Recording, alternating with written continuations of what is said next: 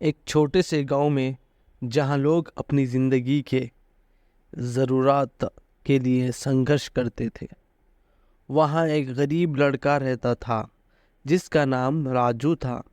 राजू बहुत मेहनती और ईमानदार था, लेकिन उसके पास उतना कुछ नहीं था जो उसकी और उसके परिवार की ज़रूरतें पूरी कर सके।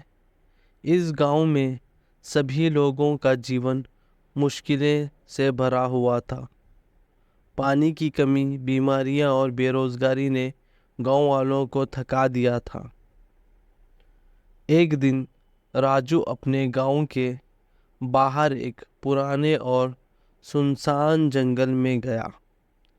जंगल में वो आम तौर पर लकड़ियां इकट्ठी करने जाता था, जो वो बाजार में बेचकर थोड़े पैसे कमा लेता था। उस दिन जंगल में चलने के दौरान राजू को एक अजीब सी चमक नजर आई। जब उसने करीब जाकर देखा तो एक पुरानी गुफा के अंदर से रोशनी निकल रही थी। राजू का दिल तेज धड़कने लगा, लेकिन उसने अपने डर को काबू में किया और गुफा के अंदर चला गया।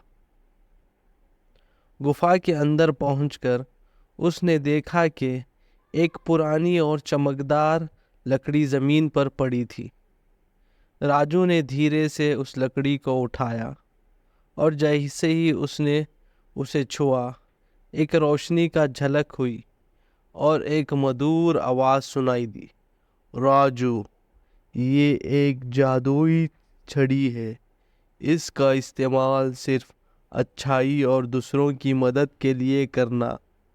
जो भी इसे ईमानदारी और अच्छाई के लिए उसे करेगा, उसकी सभी मनोकामनाएं पूरी होगी। राजू ने सोचा, ये एक अद्भुत अवसर है मेरे लिए और मेरे गांव वालों की ज़िंदगी बदलने का।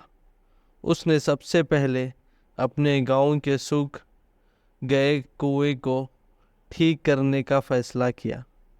उसने उस छड़ी उठाई और कहा, कुएं में पानी भर जाए। धीरे से एक रोशनी चमकी और कुआं पानी से भर गया। गांव वालों ने देखा और वो चकित रह गए। सब लोग राजू के पास आए और उसका धन्यवाद करने लगे।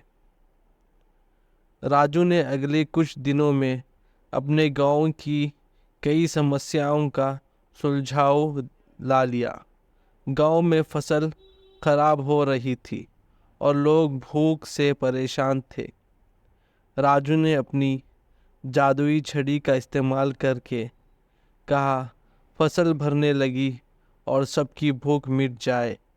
एक बार फिर रोशनी चमकी और फसल हरी भरी हो गई। गांव वाले खुश हो गए और राजू की तारीफ करने लगे। उसके बाद राजू ने देखा कि कई लोग बीमार हैं और उनके पास दवाई के पैसे नहीं हैं।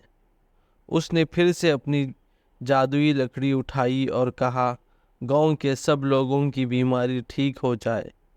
और एक झलक के साथ सब लोग सेहतमंद हो गए। राजू ने अपनी लकड़ी का इस्तेमाल गांव के बच्चों के लिए एक स्कूल बनाने के लिए भी किया। उसने कहा, यहाँ एक सुंदर स्कूल बन जाए जहाँ सब बच्चे पढ़ लिख सके। धीरे से एक सुंदर स्कूल बन गया और सब बच्चे उसमें पढ़ने लगे। लेकिन राजू ने कभी भी अपनी जादुई लकड़ी का इस्तेमाल अपने लिए नहीं किया।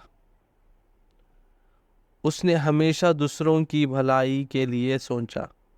उसका ये परोपकारी स्वभाव देखकर जादुई छड़ी ने भी उसकी हर मनोकामना पूरी कर दी।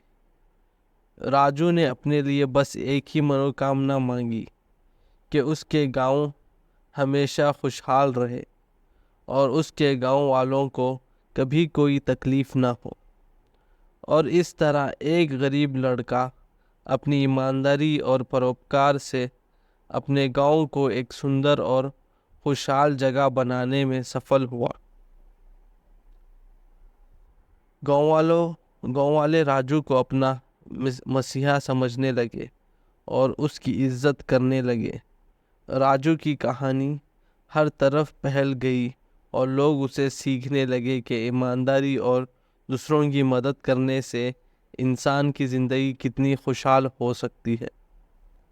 आखिर में राजू ने अपनी ज़िंदगी इसी जादुई छड़ी और अपने नेक इरादों के साथ बिताई और अपने गांव को हमेशा खुशहाल रखा। उसने अपने गांव वालों को ये सिखा दिया कि मिलजुल कर रहने और एक दूसरे की मदद करने से ही असली खुशी मिलती है।